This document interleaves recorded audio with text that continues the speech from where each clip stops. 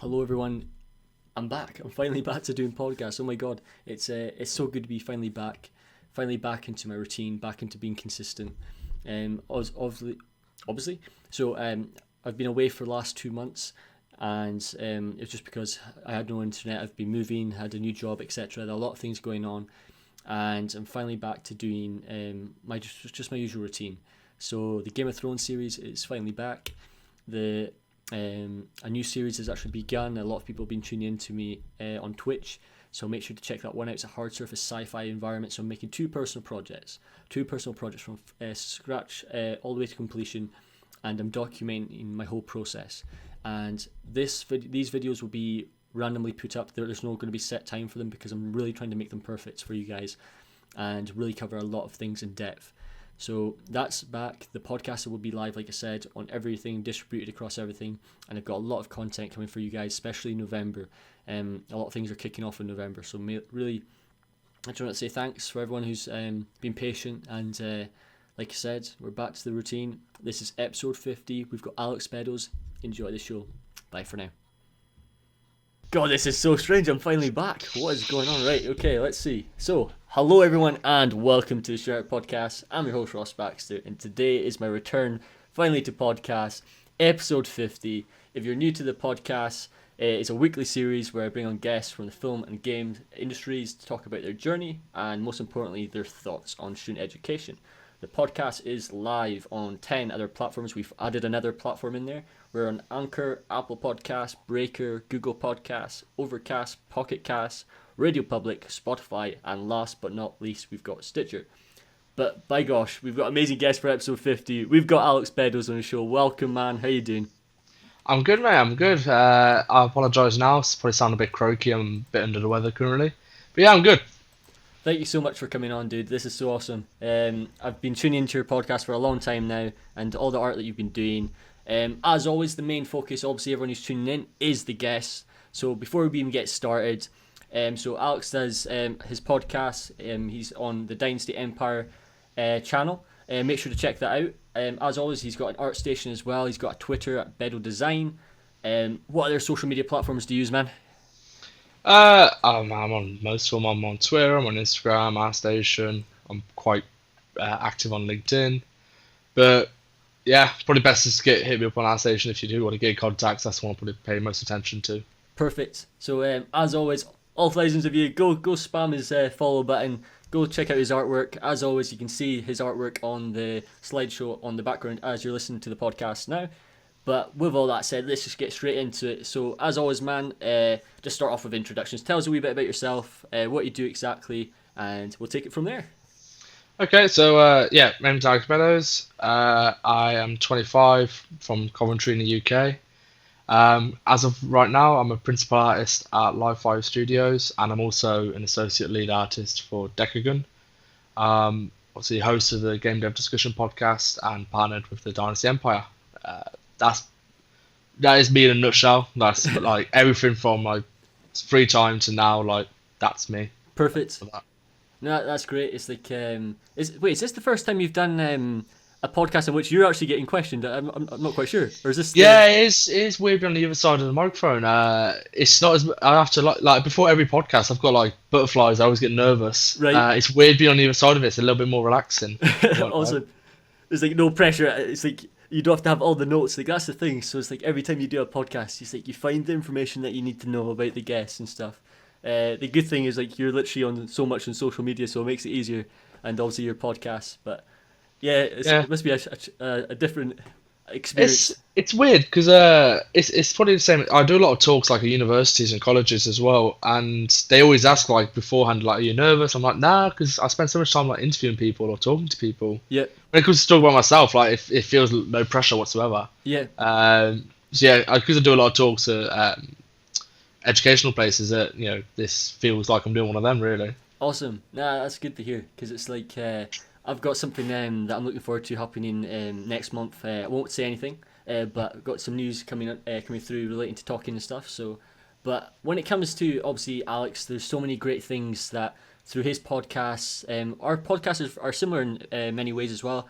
But the great thing about his podcast is he not only gets on guests from so many different backgrounds and stuff, but it's really about getting into the industry and like really going into depth. And he does cover student education as well, so make sure to check that out.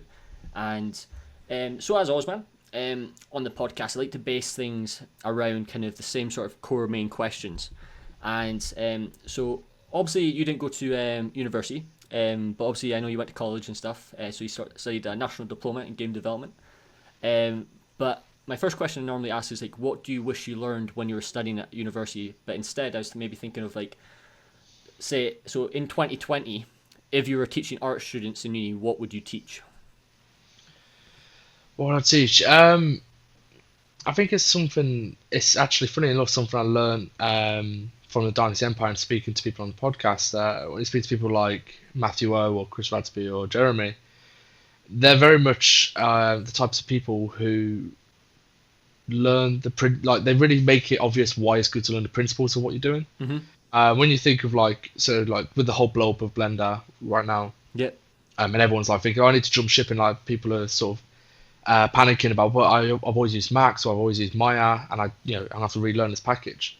When I had Matthew O on, he was saying how he uses all of the modeling packages because the principle is the exact same. Mm-hmm. It's just certain packages are better at other things, and that really I was 25 at the time when he said that, and I never really thought of it in that way. And it's only now I'm trying to apply that myself into like sort of the texture side of stuff because I've always used Substance Designer. Yeah. I'm now looking at Mixer. I'm now looking back at ZBrush, hand painted stuff to understand like the texture discipline in a much broader way. So I think it's probably like, if I was to teach students now, it's to really double down on the principles and why the principles are important when you're talking about like modeling or whatever it might be, and try not to let them get too attached to a certain pipeline or software. Mm-hmm. Because it can limit you. Like for a long time, all I did was modeling Max and doing ZBrush Pass, and my texturing skills were like really poor at the time, and I was just so attached to that pipeline. Yeah. And it's only when I joined the Dynasty Empire where like I started to see all these different ways of doing stuff and all these industry people saying, hey, you don't have to do it that way. It was almost validation for me to sort of try other things. So yeah, I think that's pretty important on the educational side. It's important for the lecturers probably to really to help their students not get attached to things. Yeah. It's really easy to do. Like I do it. My comfort zone is to go back to Substance Designer. That's like where I'm happy. To help students not do that, I think is quite important. Because like I remember, like this is a great point because I remember you were talking to James about it. So he was saying, in your last podcast, basically you were talking about. So obviously he was working in games and film, and obviously like his main things he's at Method, and he was saying about he doesn't only use Substance Painter or Substance Designer, like he was using a bit of everything, and like you were talking about like the photo scanning and stuff and learning to merge things. And like, to cover like the main point when it comes to like this whole sort of like what people should be getting taught at university, it's like I don't know, it's like there's so much things that are obviously, I've said it in so many podcasts and so many guests have said it, but there's so many things getting taught that are so far behind. Like it feels like education is, this might be an understatement, but it feels like it's always maybe like 5 to 10 years behind in terms of like, I'm not sure what your perspective is on that. So the reason I didn't go to university, I had quite a fractured relationship with education. At college, I had a torrid time. Right. Lecturer, in the nicest way possible, wasn't much use. He actually encouraged us to play games and watch films rather than work. He was there for a laugh. Yeah. And it was 3 or 4 of us in a class who pushed each other by learning stuff in our own time and bringing it into the class. And, oh, look what we made today. And then like someone else, but no, I made this. And we pushed each other. Mm-hmm. University does have I used to be very strongly against the idea of university. Okay. Simply because I was self-taught and I came from the frame of you could teach yourself in your own time and earn money. Why put yourself into debt to learn something you could learn outside? Mm-hmm. Now it's changed a little bit because the principle is still the same. If you just go to university and you only do your development time within your class hours, you're still not going to be anywhere you need to be. You still need to be doing stuff in your own time. Yep. I see university as it's teaching you a lot of the soft skills, which you might not necessarily get if you're just purely self-taught. Like you're going to learn all the up-to-date software and skills in your own time, in stuff like the art communities out there or mentorships or whatever it might be. But university forces you to work with teams, it forces you to work with people you might not like, it forces you to do things you might not want to do. And all these sort of things you can't get when you're self-taught, unless you start doing like unpaid projects or getting into your first studios. But the other side of it as well, and it's something my colleague really reinforces to me whenever I have this argument with him about because he went to university. Okay. And the thing he really pushes is, the one thing you'll remember is university is like you can enjoy yourself. Yeah. It's about getting away from your family, being your own person, being an individual, and that sort of stuff. And I never came from that way because I was living with my mum. I met my now wife when we were 15. We saved up. We moved out when we were like 21, 22. Yep. So I was straight from living at home to owning my own house. Yep. So I've never had that. That transition was very easy for me. But I understand, like when he explains it to me, that people need that push and reason to get away from their parents' house and be their own people. And that's where I'm starting to see the value of university. Like if I'm looking at purely clinically at an artistic point of view, I'd say don't go. You go do mentorships, go follow tutorials. You can teach yourself everything you need to know and stay up to date. You don't need university for that. Yeah. But there are some soft skills university can help you with, and it can help you work out what you want to do. Because obviously when you're in university, you try lots of different things in terms of different educational routes and different 3D routes. So I suppose it gives you that sort of freedom and that autonomy to try different things while you're still trying to figure out what you actually want to do. Yeah. No, that's perfect. Thanks for saying that. Because there was one topic I've always wanted to bring up, and I think I've only ever briefly said it once in the podcast. If all the episodes I've been talking about, and it was like, will university always be a thing, or like, will education always be around for like many years to come? In the sense that, in terms of art, of course, like the way things are going in terms of the education system, I am aware that obviously there's a lot of great universities out there that are up to date and stuff, and a lot of the guests, obviously, so far that I've had on the podcast, a lot of them are from the UK, and here in the UK, I think I'm not sure what your perspective is, but I feel like UK uni is quite good standard. Like I think it's pretty decent. Obviously, we're in a bit more of a fortunate country, but it's like, do you think teaching in terms of like what do you think the future of education is? Like, do you think it'll always be like the same, or do you think it will be changing quite a lot? Are we talking purely art or university in general? I would say university, in terms of like art side, if that makes sense. Oh, just the art side. In terms of the art side, I can see it taking a backward step. I think there's a shift that needs to happen. And in fairness, I'll give credit where credit's due. Universities are taking a far more proactive approach to this in terms of getting better quality lecturers, getting industry people in to do more talks.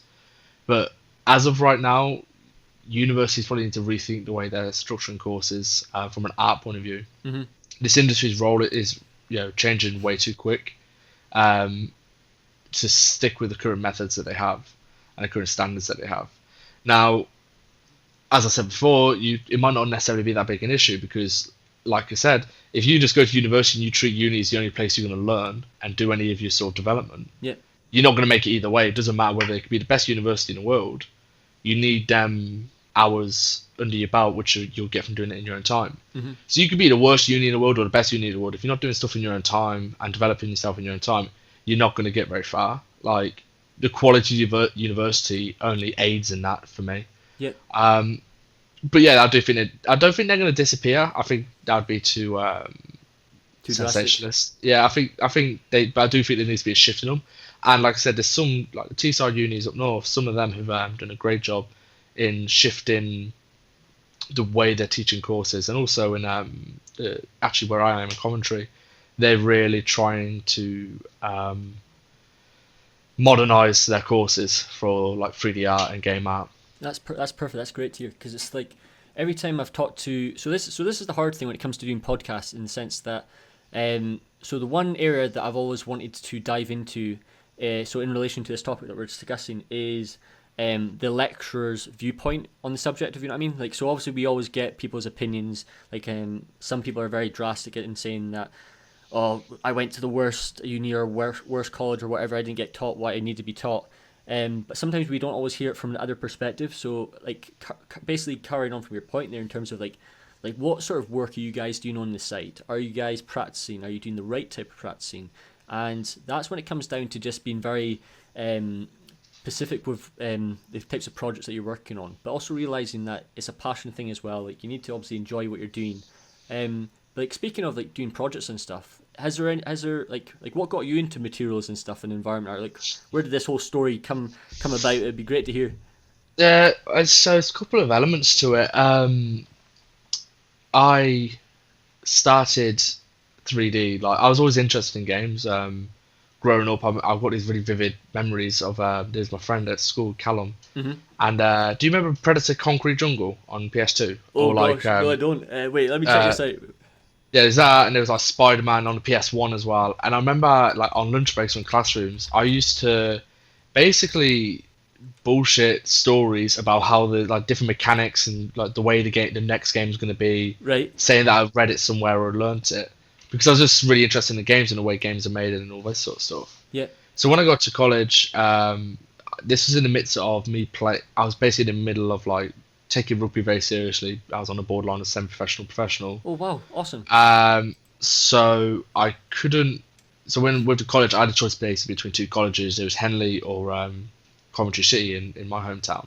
And the Henley one basically would have been amazing for my rugby career because it's a really big rugby college. Mm-hmm. Or there was Coventry City, which had a much better game development course. And it's basically at that point I was like, right, which is my long-term career? Probably games. So I went to that college. I was exposed to 3D modeling at a very basic level. Mm-hmm. So I just started to dabble in there, and because we didn't have any sort of technical skills taught to us, we were just left to our own devices in the package. You sort of the natural route for that when you're just left to your own devices normally is something environmental or prop space Mm-hmm. because you just sort of make things. And I went like that. I did freelance projects while I was at college, and I got offered one of the freelance projects I worked on when I finished college offered me a job straight out of college. So I didn't go to university. I was sort of like I didn't enjoy education whatsoever. I didn't get anything out of it, Mm-hmm. and I had a job sort of in the industry waiting for me already. Wow. So I went and did that. It was at a mobile game studio called Serious Game Studio.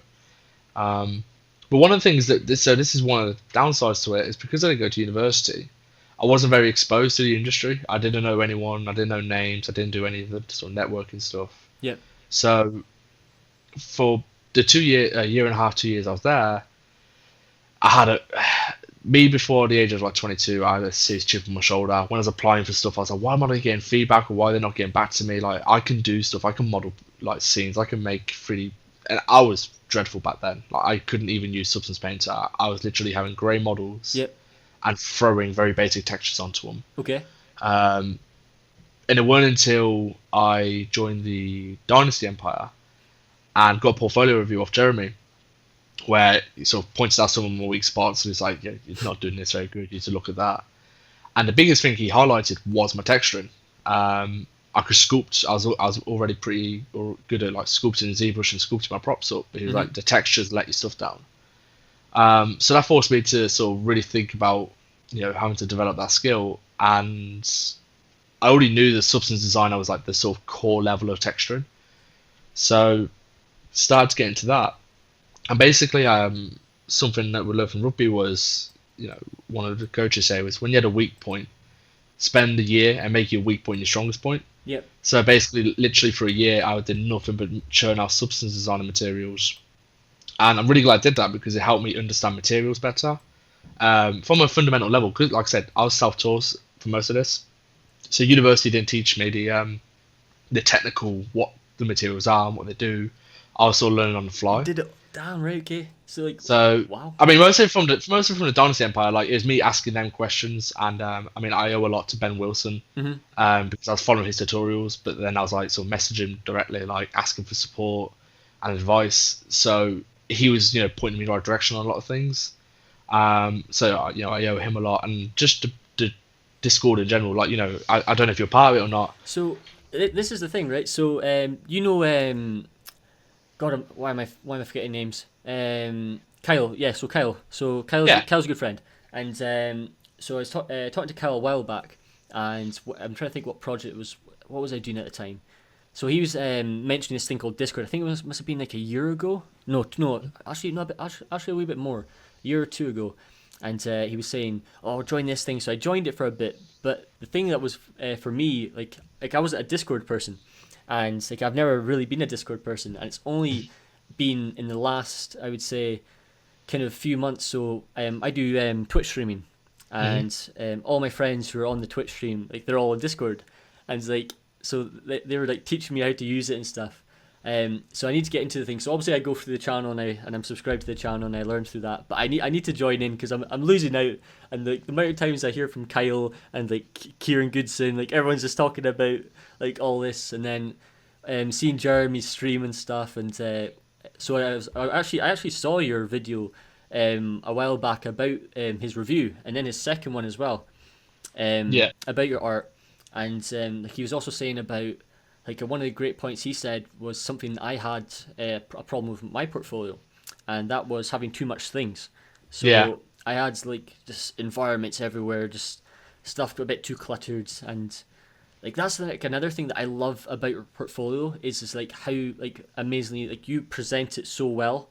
Like it's so clean, it's so like your texturing is insane, man. Like It never used to be like that. It used to be a shit show in terms of like organization. It's like the thumbnails it's so beautiful. Well, dude, that was Ben Wilson. So basically, he and I owe him a lot for this. I sat down one evening with him, asked him, I was like, I need to clean my portfolio up. It's a mess. Yep. And basically, we sat down for about an hour and a half, 2 hours, and he went through post by post, like remove that, change that. You need to clean that thumbnail up. You need to organize it like this. Yeah. And it wasn't him telling me what to do. It was like, this is what I think. If I'm looking at your portfolio objectively, it's like that needs to be there. That for me, that isn't up to standard. You need to redo it, or just scrap it. You definitely need to scrap that. That's too dated, and it really doesn't show you off in the best light. And yeah, it was like through what he said, and there's a few things we like either disagreed on, or I kept, which he said I probably should have binned. But it did help me clean it all up way more, and that's the thing. Every time I speak to like students, this is why times I join the Discord. Right. Okay. It's having that point of contact. It's being able to there's people in there who are industry people. Yeah. And I could just say, guys, if you got a sec, what do you think? And if they don't reply, no harm done. If they reply, I get an industry person giving me some great advice. Perfect. Yeah, because it's like that. Like that's the thing. It's like I've only had so you're the actual third material artist I've had on the show. Obviously, I know you're pretty much skilled in everything. To be honest, you know your way about. Because it's like presentation. It's the small things that people have to realize that are the most important. It's like you want to be able to have that ability in which people just want to click on your work. So if that thumbnail is just standing out straight to the point, then that you've got past I would say the hardest part, because that's what draws in the views. Obviously you want people to appreciate your artwork and that. But no, your artwork's amazing, and you can tell there's like a very good there's consistency throughout. You can tell you've got your own style and stuff, and you've got you're amazing at what you do. So just keep killing it. And I think it'll be quite real. I think one thing to think about a portfolio though is be very honest with yourself what it's for. Yeah. Like, who you do actually care about who's looking at your portfolio? Is it people just you want traction, you treat it like a social media in terms of I just want to get like likes on it, I want appreciation on it, which is fine. Like a great example of that is someone like Daniel Tigers. He's not putting all these materials up because he's looking for a job. He's putting them up because he just purely enjoys making them and he likes showing people what he's making. And then your other people, where it's like, okay, I'm trying to show recruiters or art managers, and then you got to approach a portfolio in a completely different way. You've got to basically answer questions for them. Yep. So, with my scenes, it was like safe house scene. The whole point of that, whenever I approach a project, it's to solve a problem. So the safe house scene was I don't have any composition stuff where I'm actually thinking about storytelling and very little props. So I chose a scene where I had to churn out a ton of props. Yep. The Outward Gas scene was like, I've not got anything organic out there and nothing that's a particularly complex shader wise. So that's what, and that's what driven me to make that scene. So a lot of the stuff is, unfortunately, people don't like to hear this, but like early on in your career, it is kind of like a checkbox. There's certain skills you need to acquire or show that you have.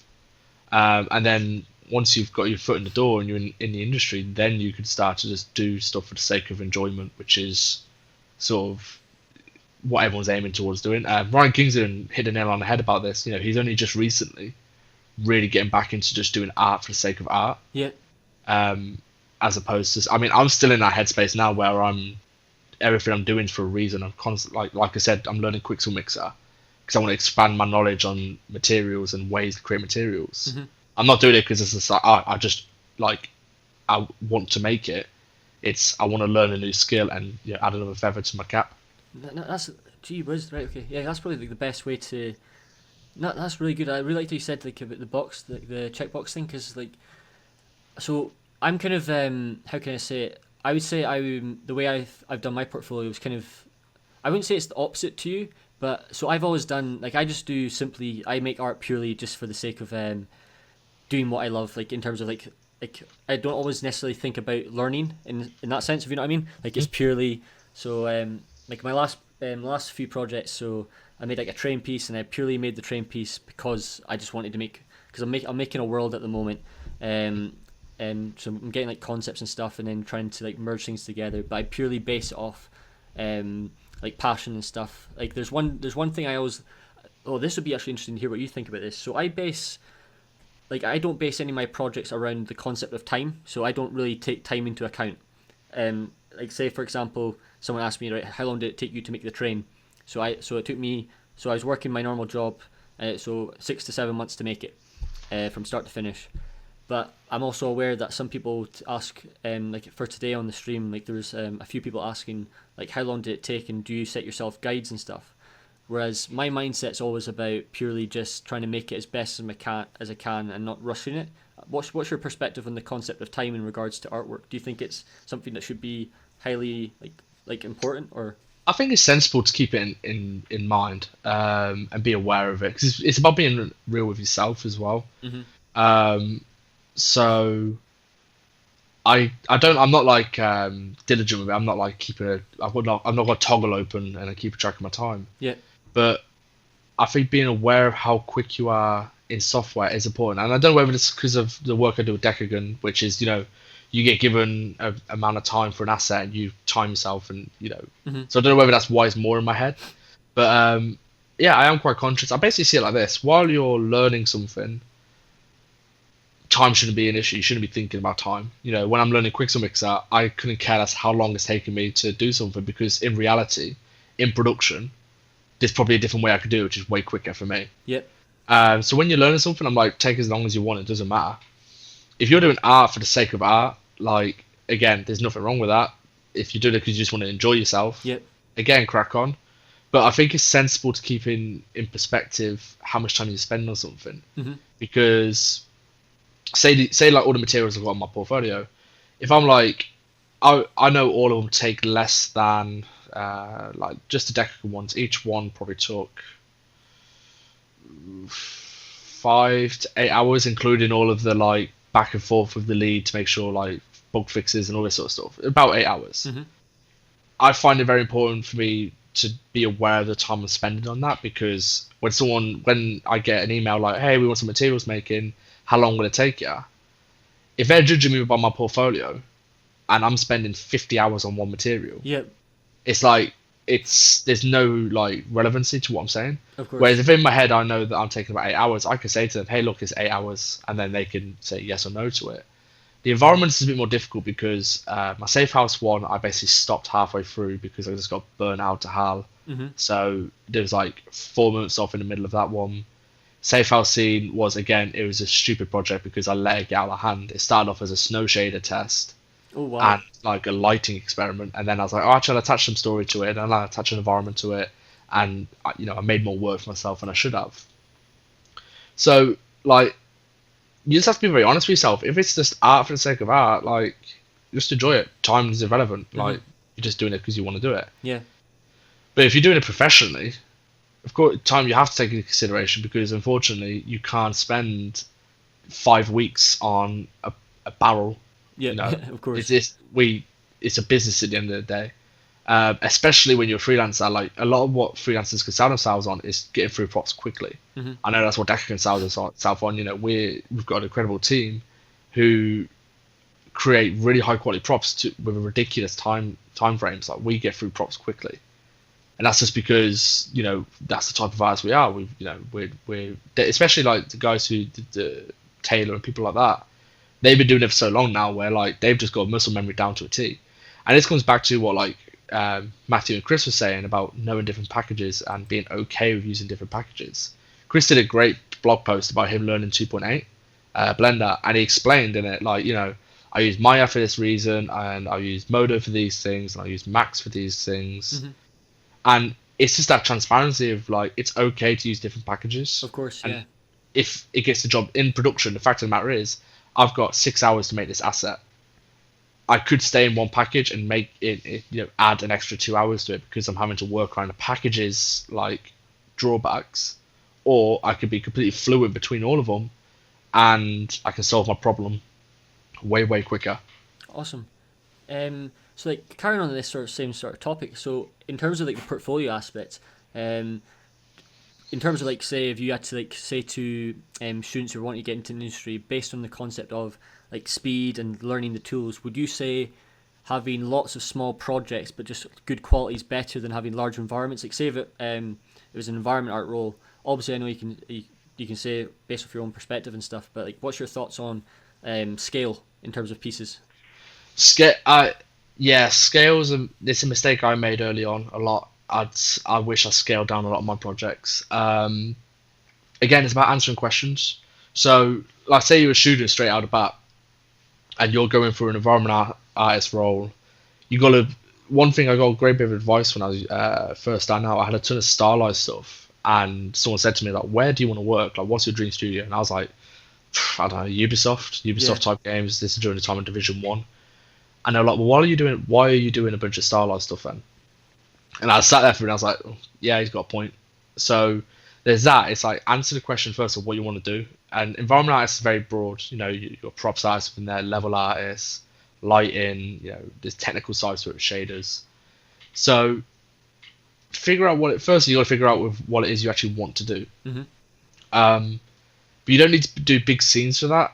You don't need to do big scenes to show something off. Like, if you're like, I want to be a level artist, you can make a small depth diorama and just show like good composition of story. If you can show a good composition of storytelling in a small diorama, then you're almost showing your skill off more.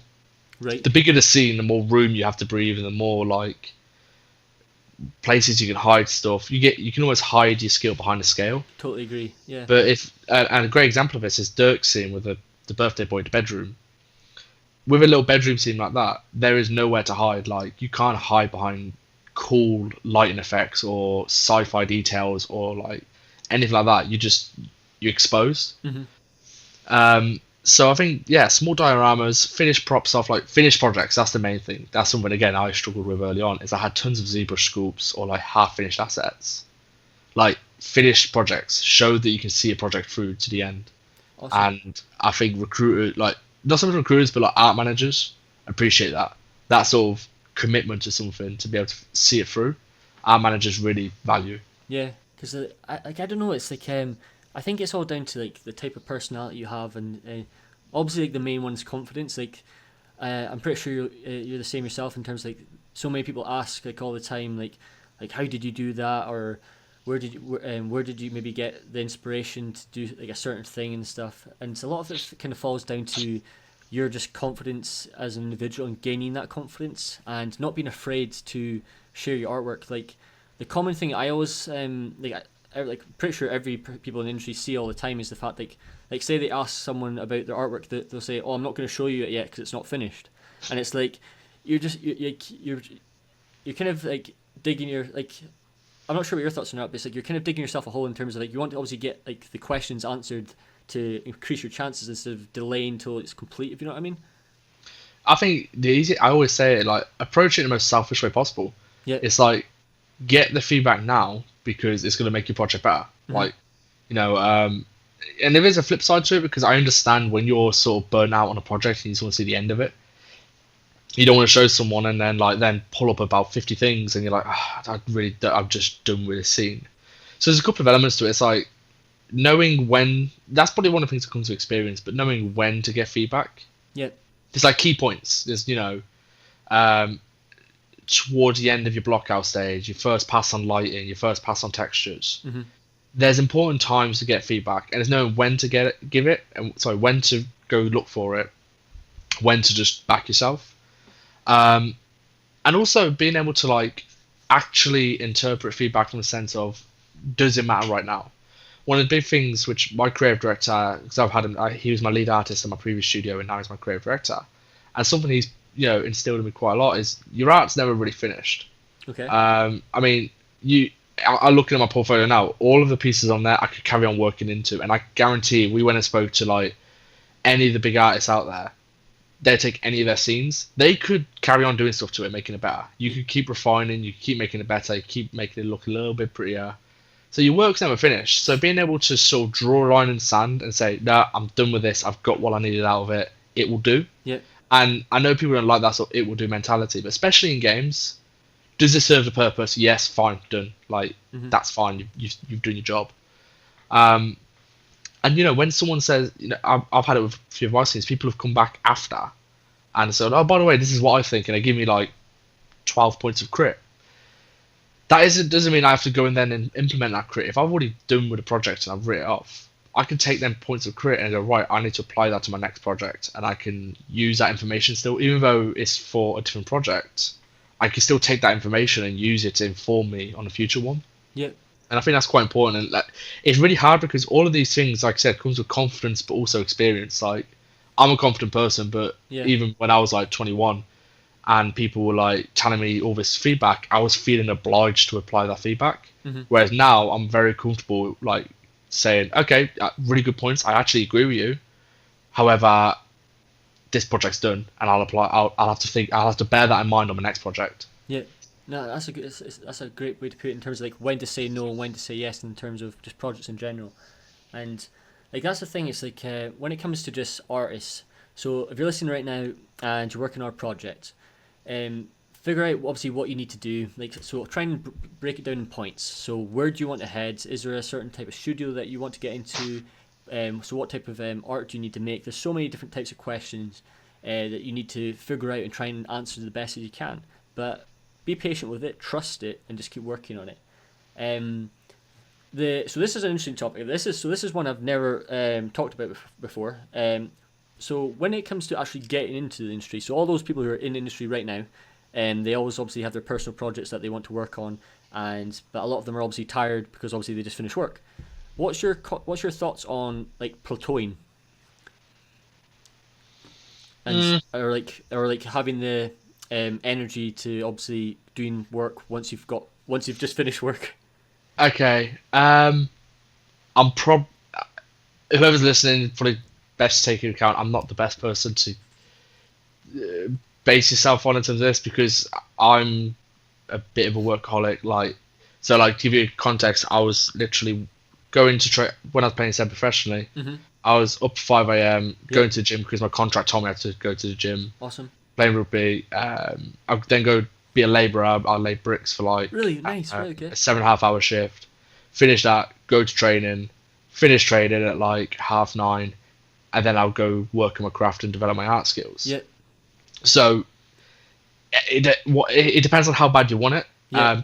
It's such a hard thing to sort of contextualize because some people need that leisure, they need that downtime, and I completely understand that people are different. Mm-hmm. So some people are like, I need my downtime, I need to relax, I can't just bash my head against a brick wall and get through it. Whereas you got people like me who I am uncomfortable when I'm not working. If I'm not working, I feel like I'm wasting my time. Yeah.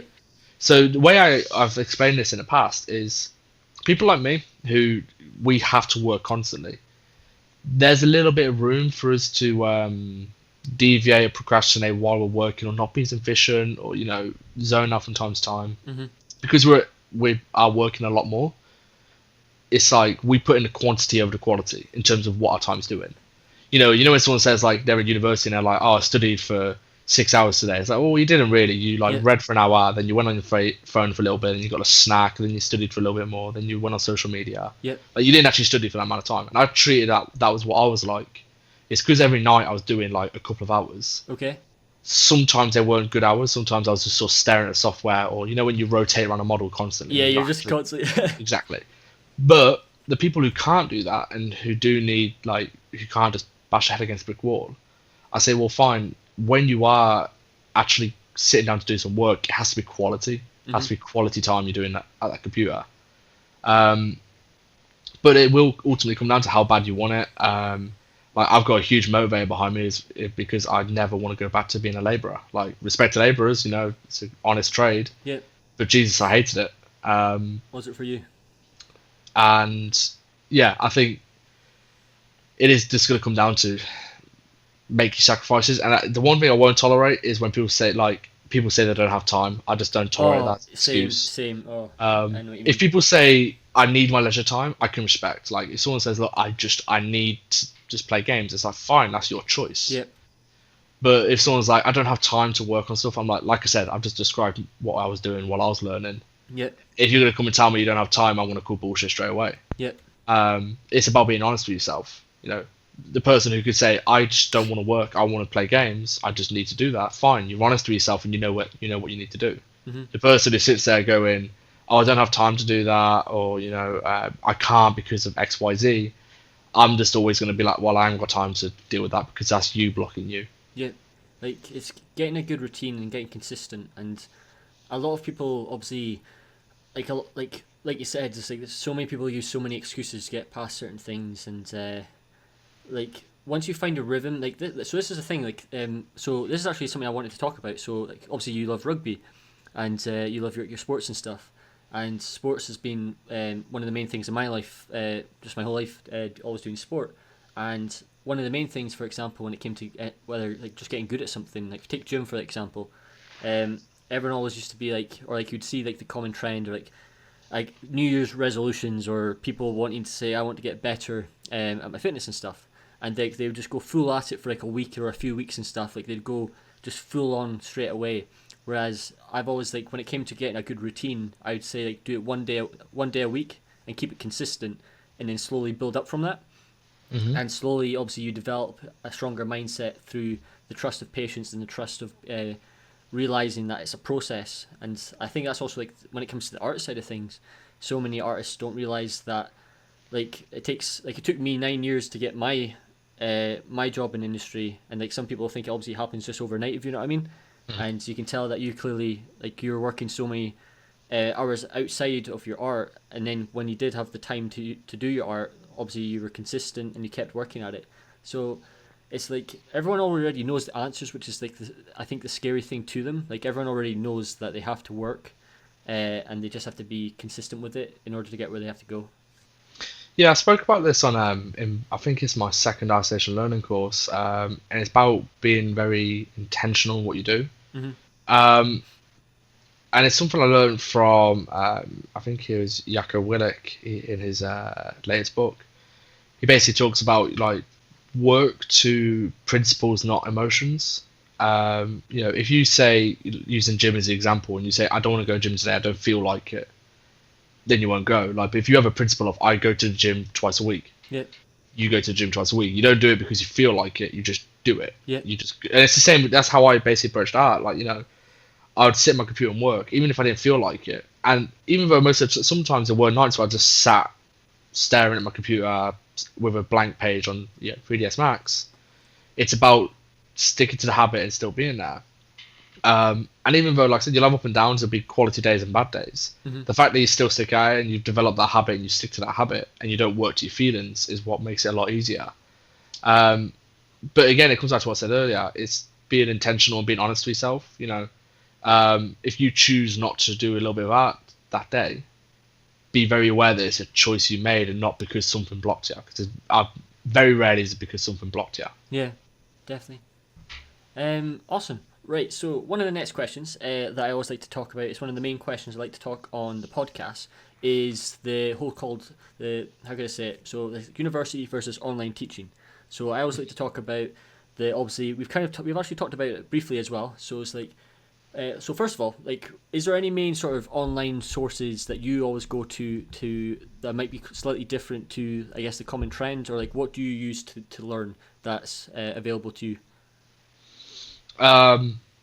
So outside of like, I'll always say Dynasty is the first place I go. Perfect. Every time I have an issue with, or I want an opinion, like a lot of times I just want to hear what people think about something. Yeah.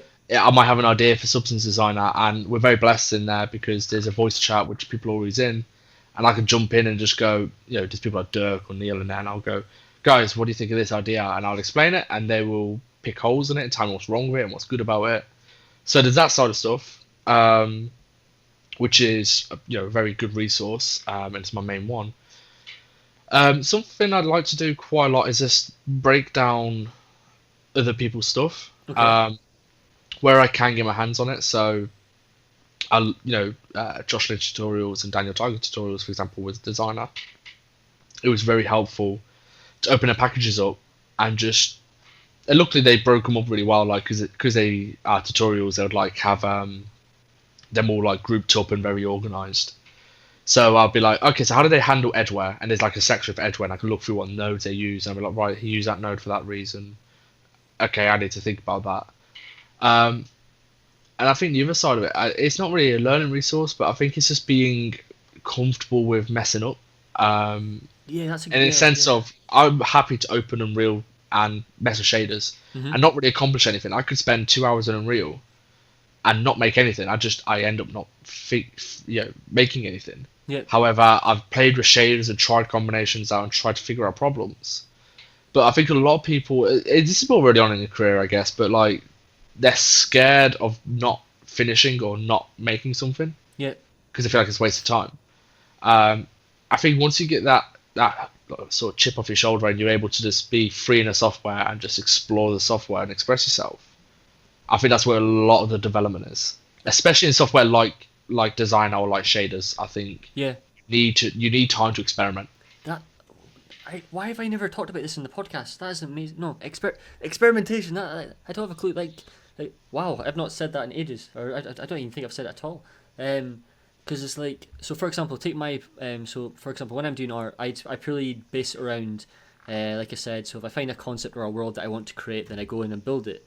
But I haven't, to be honest, I haven't really gone into software as much and started being, this, like, obviously, like, you'll watch tutorials and stuff and learn that, but to truly, like, actually just randomly go and experiment, like, say, for example, when I'm in ZBrush and just trying out different buttons and just trying out new things, and it, like you said, it doesn't have to be anything that you have to submit. It's just pure experimentation.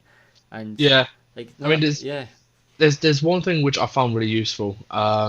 Again, I know it sounds like I'm just trying to plug Dynasty constantly. No, keep plugging it. Everyone, like, if you're listening, go subscribe. Make the most of it. Like, keep plugging it. Do your thing.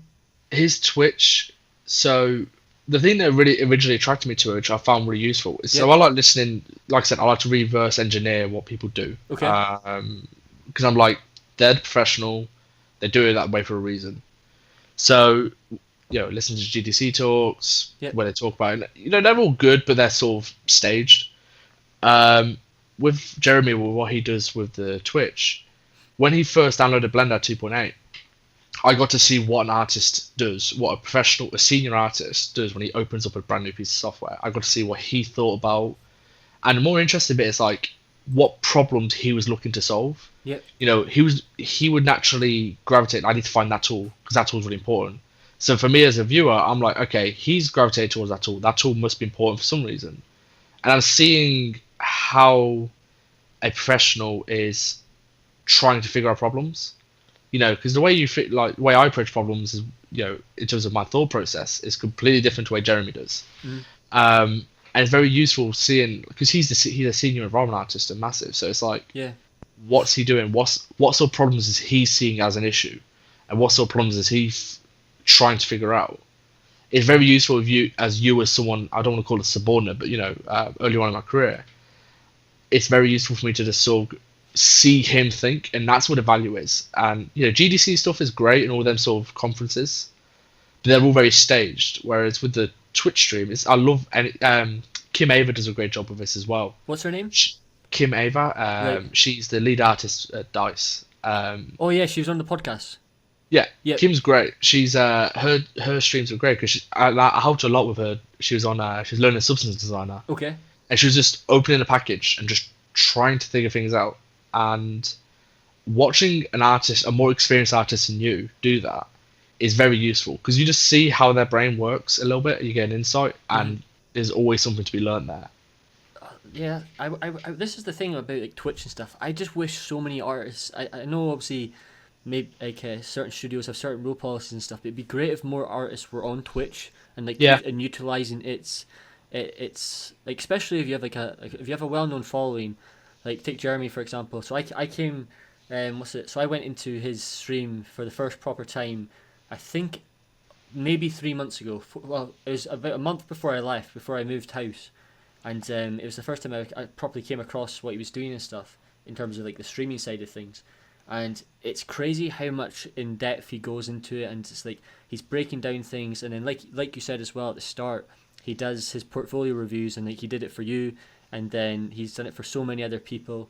And it's like you said, it's that live interaction and that ability to ask a question. Like you can see that he's just going through the chat and asking or answering people's questions, and it's like that's a source that there's like if you can take advantage of it, take advantage of it. So everyone, if you're tuning in, go subscribe to the Dynasty YouTube channel, go follow them on Twitch, because it's an opportunity that you don't be missing out on. So it's like if you're struggling with a project right now and you're like, right, how do I do this? You never know. These guys might see your question. Like obviously especially like in Jeremy's live stream, it could be hundreds, and it's kind of hard for him to keep up with all the chat. But make the most of it, and then also submit it to the review. And is it because I've only I'm relatively new to it, but how many times does he do the review, or is that just weekly? So no, I think it's I think he does like 4 portfolios a month. Right. Okay. And it's just like Discord critiques as well. So there's a critiques channel, and he'll do like 2 hours of just going through the critiques channel and just giving his 2 cents. Perfect. Because like Alex just said there, once again, just take advantage of it and see what happens. So as always, there's like so many great topics that we've discussed today. One thing I would like to say, is there anything out of the ordinary maybe you would like to bring up? Is there anything that maybe like for example like photo scans, like that's what like a main subject for, we could actually talk to finish the podcast, we could talk about materials, because I think obviously that'll be like the fun thing. What do you think the future is for like texture artists and stuff and materials? Because I know obviously a lot of people, and especially in your last podcast you were talking about the future of photo scans. It'd be great to hear your perspective. Do you think it'll be completely kind of fully? Yeah, I'm just trying to figure it out. I'm just trying to figure the best way to articulate it. That's okay. I think it's very dependent on a few things. I think one, just how embedded stuff like RTX can become.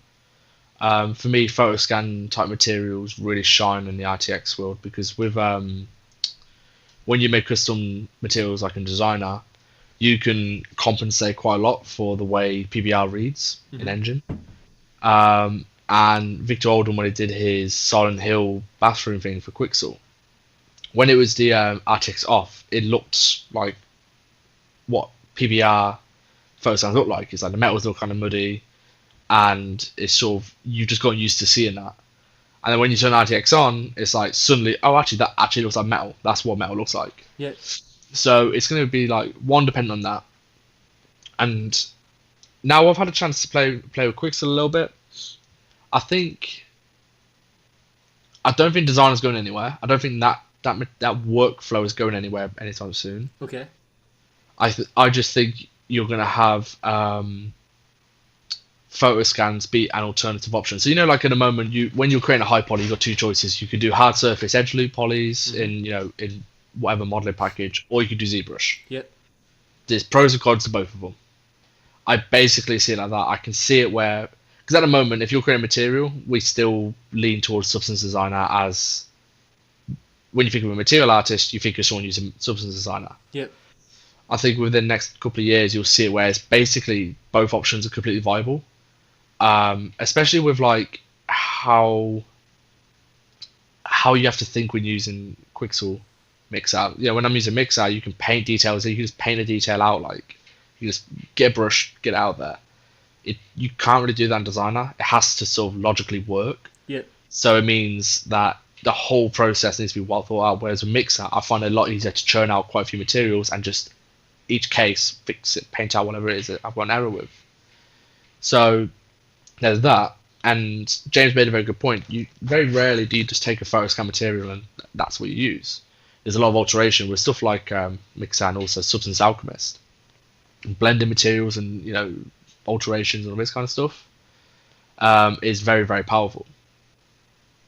But I don't see, like, at the moment it's kind of like it's being treated as this battle, which one's going to win. Yeah, definitely. And I don't think it's going to go that way. I think it's going to go the route of what, using again high poly as my reference point. You could do it in a modeling package, and there's like loads of pros and cons. It's really iterative, a lot more control. But you're probably a bit more limited, or it's a bit harder to do certain things. Whereas ZBrush, it's a lot messier. It's a lot more destructive. But the world's oyster, you can make literally anything in there. That's how I see materials going. It's going to just come down to what does the artist prefer to do, and also what does the studio prefer to do. Yeah. What does the task at hand call for? Does the task at hand call for a very editable procedural material, or does the task at hand just need a quick bodge material? Like if you ask me, if you gave me a scanned rock data and was like, oh, we need 18 iterations of this, I'd probably go into Designer and modify in there to create iterations and have as much control as possible. Mm-hmm. But if you went, oh, here's this scanned data, we just need like a grass, one with a little bit of grass in there, one with a little bit of sand, and one with a little bit of ice. I'd go into Mixer and I'll just quickly apply it in Mixer. It takes 2 seconds, and then I'm done. Yeah. So it's going to be the task at hand as well, which is probably going to drive a lot of which one is going to be used. No, that's perfect, because like there's a lot of things that you said today I've never been aware of. Like I've never heard of the Mixer thing that you're describing. Mixer. I've never heard of it. Oh, check it out. It's So I suppose big context. Have you heard of Substance Alchemist? So I've heard of it, but I've not used it because I always use Substance Painter. Yeah. So that's obviously like the cliche sort of way to go. Because I was actually talking to this about. I'm pretty sure it was Kyle when I had him on. I was saying to him I've never used Designer because my favorite thing is ZBrush. Like I just sculpt 24/7 basically. And I would say I'll be honest. Like my main weakness is texturing. It's the thing that I like. Every time I make an art piece, I always want to like really understand obviously what I'm doing and the theory behind it, and I haven't quite mastered like my understanding of materials in terms of how obviously you can get reference and stuff and try and match it as close as you can, but I really want to start maybe going into the process of like the reasoning behind the materials and actually understanding them more. Yeah. So for people not listening, I guess, who haven't seen it, Mixer and Alchemist is essentially the same thing. They're designed as node based. You've got access to from the noises at the beginning. You've got the underlying maths to drive everything. It's the bottom layer of all the materials. Yep. With Mixer and Alchemist, you're taking in existing materials and blending them together, like a Photoshop layer stack. Okay. And you're just sort of masking them in and out of each other, blending them in and out of each other, painting details in, all this kind of stuff. It's a far more, I'd say, organic way to create materials. Mm-hmm. But yeah, like Designer, you're sort of at the very base level. You've got the raw nodes that drive everything. Mixers and Alchemist is one step higher, where like you've got the outputs. You're just blending lots of outputs together. And obviously, Quixel you see the benefit of because they have this massive scan library. You just pull it all in and start blending them together, and you can start creating a lot of variation very, very quickly. But you have less control of what the actual material is. So if they drag in like let's say a cliff face, like a rocky cliff face. Okay. Your creative director says, "Oh, I like that rocky cliff face, but there's too many like cracks in it, or like there's the slopes. I want more orientation in slopes, or whatever it might be." It makes it far more difficult to actually correct that. Whereas in Alchemist, if someone says, sorry, in Designer, if someone's like, oh, can I have a bit less cracks? You'd literally slide a slider and remove cracks. And it's like, oh, the warp on the slopes are a bit like straight. You had a bit of variation there. Sweet directional noise of a purling noise. Like, you can change the underlying stuff a lot easier. That's not to say. Sorry, go on. Oh, sorry. I was just gonna say, do you cross between the two? Like, do you merge them at times? There's no reason you couldn't. Because think of it like this: you are. I wouldn't say you merge them. One leads into the other. Like, so looking at like my Dekogon materials, like if I could take the painted wood, the wood, and the burnt wood, I would take them into Mixer and blend and make materials out of them. You wouldn't go from Mixer down back into Designer. I don't think you could. But what you make in Designer, you can take it to Mixer. Now I've developed my own like sort of mini library of about 40 to 50 materials, very basic materials, but basically a bunch of stuff that if someone's like, I want a concrete material, I can take it into Alchemist or a Mixer, and I can alter the like roughness variation or like anything I need to do in order to create new materials very quickly. So the concrete one's a good example for that. It's painted concrete. If I take that into Alchemist, I could change the color of the paint. I can change how many rebarbs there are. I can change the type of the damage there is. I can change like where the cracking is, if it's organic cracking or if it's like damage, like man-made damage. You know, how many blocks there are in the shape, all this kind of stuff. Like I've made that in Designer. I've then took that into Alchemist, and I'm able to generate then a further 30 materials out of it if I wanted to. Right, okay. So it's one leads into the other. Yeah. No, that's super nice. I'll have to check it out because, like I was saying, it was just the fact that like texturing to me is the thing that I need to really up my game in, and it's something that I really want to start enjoying more. Because, like, also speaking of what we were saying earlier about the photo scan things, one of my friends, he came on the podcast. His name's Alex Beddows.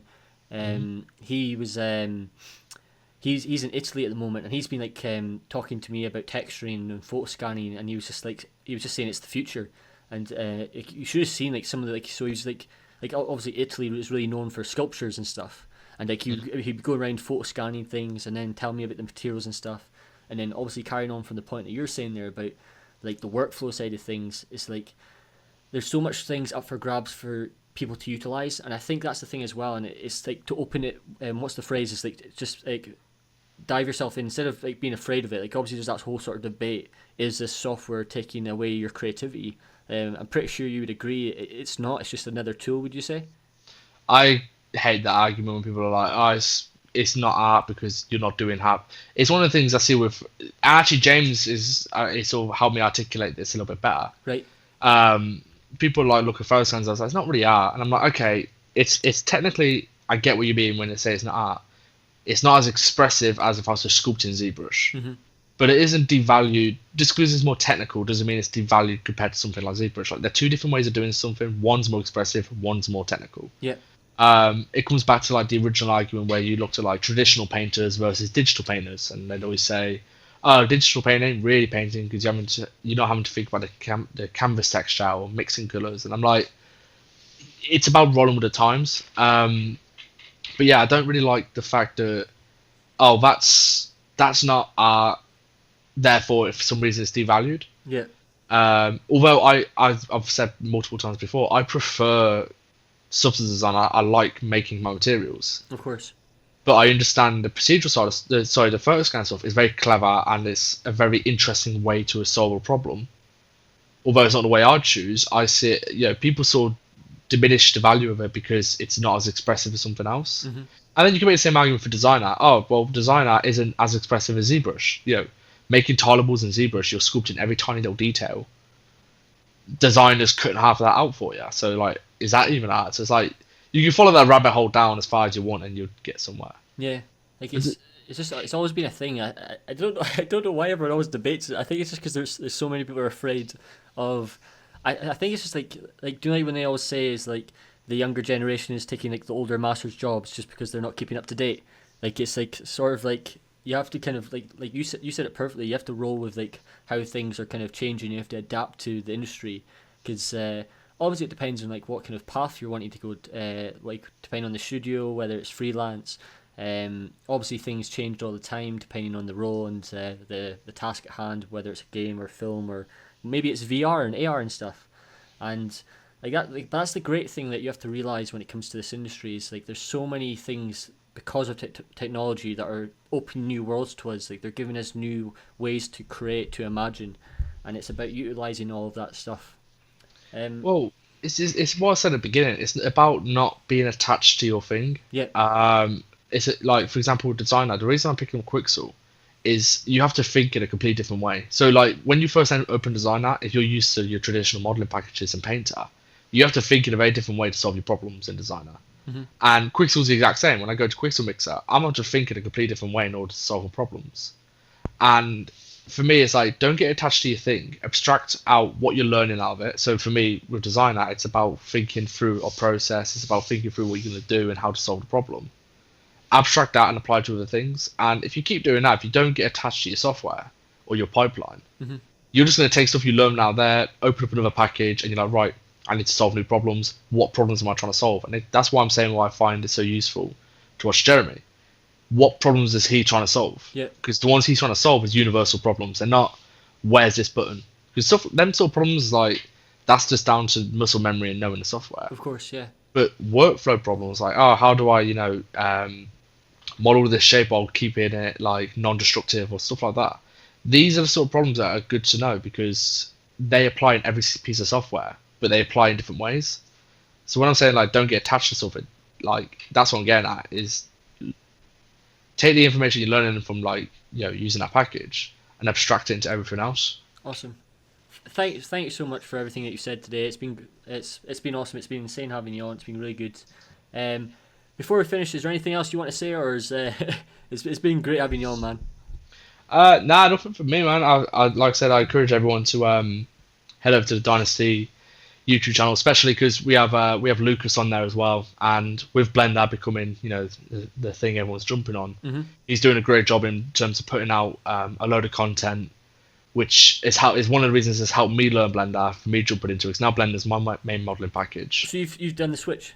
Yeah, I've uninstalled Max. I'm fully on Blender now. But one of the reasons I was able to do that is because Lucas put out so many great videos that a lot of the problems I was having, he mm-hmm. answered in them videos. Perfect. So obviously head over to the channel and subscribe and likes always make a big difference. Mm-hmm. But if you are interested in getting into Blender, which it seems like a lot of people are, Lucas's videos are a really great source of information for like them sort of one-stop videos, solving problems in a video very quickly. He's your man. Awesome. Once again, thank you so much for coming on, dude. It's been great. As always, everyone, like Alex said, take it full advantage of all the links that I'll put in the description.